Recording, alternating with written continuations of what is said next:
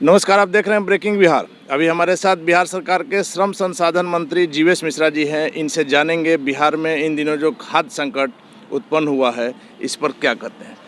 Sir, खाद्य संकट को लेकर आप अनभिज्ञ नहीं होंगे? देखिए, अब यही ना गड़बड़ करते हैं आप लोग। हम मंत्री हैं श्रम के, हमसे पूछ रहे हैं खाद्य। सर, आप अरे सुन लीजिए मेरी बात, ये तो पूछिएगा कृषि मंत्री से। अब बीमारी पकड़ेगा माथा में या इलाज करा रहे हैं पैर का, ये पूछिएगा कृषि मंत्री से, वो ना जवाब देंगे। हमको तो पूछिए श्रमिक का कहीं संकट है तो तुरंत समाधान कर देंगे। कहीं श्रमिक में कोई संकट है, श्रमिक के अभी हम खूब मन से श्रमिकों का रजिस्ट्रेशन करा रहे हैं इस श्रम कार्ड पर। देश के यशस्वी प्रधानमंत्री जी ने कहा है कि सभी देश के असंगठित क्षेत्र में काम करने वाले श्रमिकों को एक पोर्टल पर लाओ, उसको सभी प्रकार की सामाजिक सुरक्षा से आच्छादित करो। उसके साथ कोई मिसहैपनिंग होती है, घटना घट जाता है, मौत होती है तो उसको 2 लाख रुपया मिलेगा।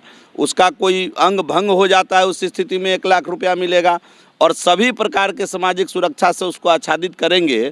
उस काम में हम दिन रात लगे हुए हैं। आपको मालूम होना चाहिए कि आप अपने काम में लगे हुए, इसमें कोई शक नहीं तो बिहार तीसरे नंबर पर है उसमें, आप जान लीजिए। चूंकि सर आप जनता के सेवक हैं और आपके इलाके के लोग भी संकट से जूझ रहे हैं, और ऐसी संकट पहले कभी इतनी गंभीर नहीं थी। देखिए, आपको याद दिला देते हैं, संकट तो इससे पहले इतना गंभीर आया है कि यूरिया के लिए लाठी चलता था कांग्रेस के राज में।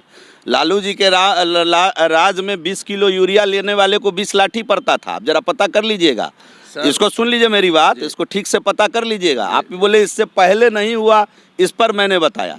आज जितनी उत्पादकता है उस हिसाब से यूरिया और डीएपी दोनों उपलब्ध है। मैं मानता हूं कि कहीं कहीं थोड़ी कालाबाजारी के कारण किसानों को परेशानी आई है। सरकार तुरंत संज्ञान ली है और उसके लिए हम लोगों ने हर जिला में मजिस्ट्रेट बहाल कर दिया है। और आप जान लीजिए, ब्लॉक स्तर तक भी हम लोगों ने मजिस्ट्रेट बहाल करके इसको सुचारू रूप से कैसे किसानों को ठीक से जो संसाधन उपलब्ध है उसमें खाद मिले, इसकी चिंता सरकार कर रही है। सर, ये सवाल इसलिए उठ रहा है कि कृषि का समय निश्चित है, ये नहीं है कि अचानक से कृषि का समय आ गया है। मुझे मालूम है ना, अरे मुझे मालूम है ना, हम तो किसान परिवार के लोग हैं। अभी भी गेहूँ बाव करा करके आ रहे हैं यहाँ। आपका विभाग नहीं रहने 4 बीघा गेहूँ बाव करा के आ रहे हैं, तो हमारा तो अपने प्रश्न है ये कि हमारा तो, लेकिन जो इस पर हम लोगों ने, जो मेरा जिला है जहाँ हम हैं, उस जिला जहाँ के हम प्रभारी हैं, वहाँ हमने स्थिति का जायजा लिया है जिलाधिकारी से, अन्य अधिकारियों से। वहाँ सब ठीक चल रहा है।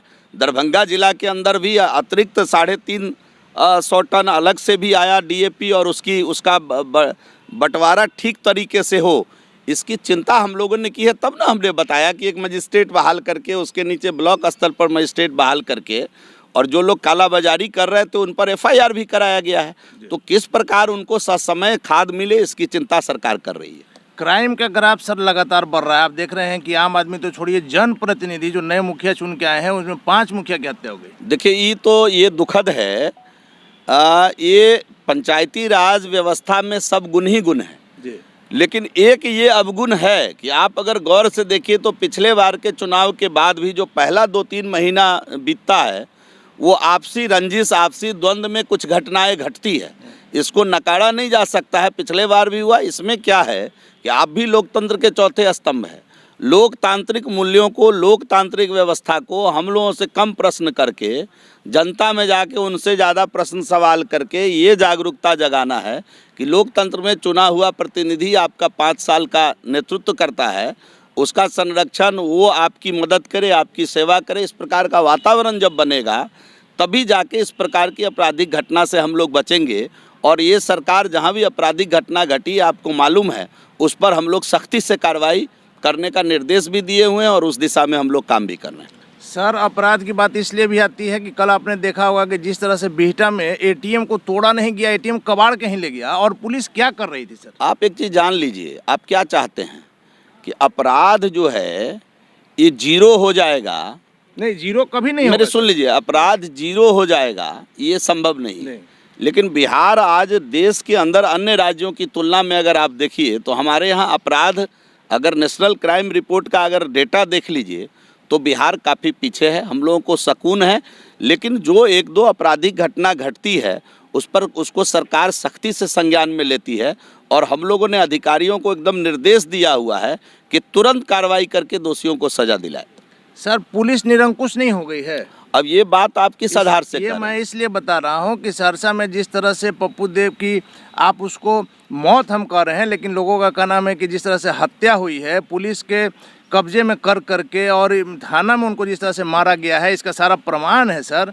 और उसके बावजूद एक कृष्ण कुमार नाम का आदमी किस तरह से सहरसा के सर्किट हाउस में रह रहा है, इस पर कोई जांच नहीं होनी चाहिए? इसकी जांच चल रही है, ये सारा विषय वस्तु संज्ञान में आया है और इसकी जांच चल रही है। हम वहाँ के प्रभारी मंत्री होने के नाते भी मैंने कल जिलाधिकारी से भी कहा है कि इस सारे विषयों की जांच करके तुरंत उसका एक रिपोर्ट मुझे भी सौंपे। सर आप प्रभारी हैं तो ये चीज़ तो आपको ज्ञात होगा कि वहाँ पर सर कृष्ण कुमार ही पुलिस का जो है पोस्टिंग और ये करता है। मैंने बताया ना कि इसकी जांच चल रही है। आपके पास कोई अगर अधिक जानकारी है तो आप भी लिखित एक दिलवा दीजिए हमको, हम उस पर कार्रवाई करेंगे। लेकिन जो विषय मीडिया के माध्यम से अन्य जगह से उठकर सामने आया है उस पर जिलाधिकारी से विस्तृत चर्चा हुई है और उनको जांच करने का आदेश दे दिया गया है।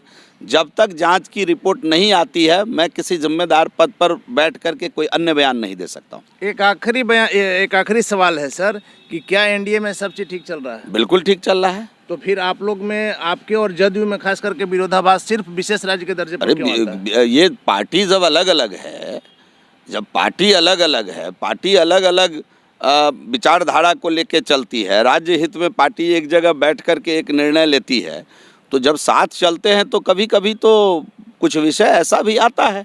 लेकिन इसका मतलब ये नहीं है कि हम अलग अलग हैं, हम एक साथ हैं, हम राज्य हित में गठबंधन बनाकर काम कर रहे हैं और कहीं भी किसी प्रकार का कोई द्वंद्व नहीं है।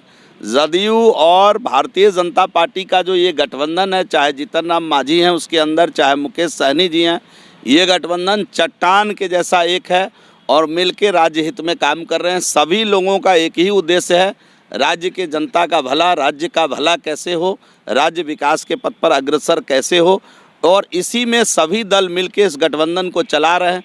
समय समय पर अपने अपने हिसाब से कुछ व्याख्या लोग कर देते हैं जो आप लोगों को कई बार भ्रम फैलाती है, ये मैं मानता हूँ। ये सर आपकी बातें सही है, आप लोग अपना काम कर रहे हैं, लेकिन ये मुख्यमंत्री भी जानते हैं और आप भी जानते हैं कि बिहार को कभी विशेष राज्य का दर्जा नहीं मिल सकता है, विशेष पैकेज ही मिल सकता है। फिर मुख्यमंत्री का सर पर इस तरह की बातें जनता को गुमराह अब ये बात तो हमारा प्रश्न ही नहीं है, तो आप हमसे क्यों पूछ रहे हैं?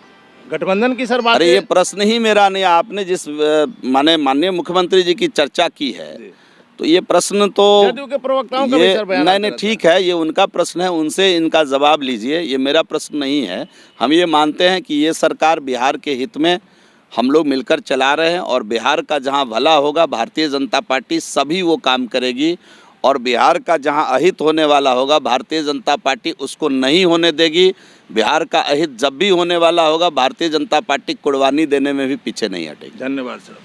तो ये थे हमारे साथ बिहार सरकार के मंत्री जीवेश मिश्रा जी, जिनका खास करके सहरसा वाली घटना पर साफ का नाम है कि किसी तरह की आपके पास जानकारी है वो भी हमें दे और वो चीज़ जो है इनके संज्ञान में है और दोषियों पर निश्चित रूप से कार्रवाई होगी। आप देख रहे हैं ब्रेकिंग बिहार, खबरों का सिलसिला जारी है, आप बने रहें ब्रेकिंग बिहार के साथ।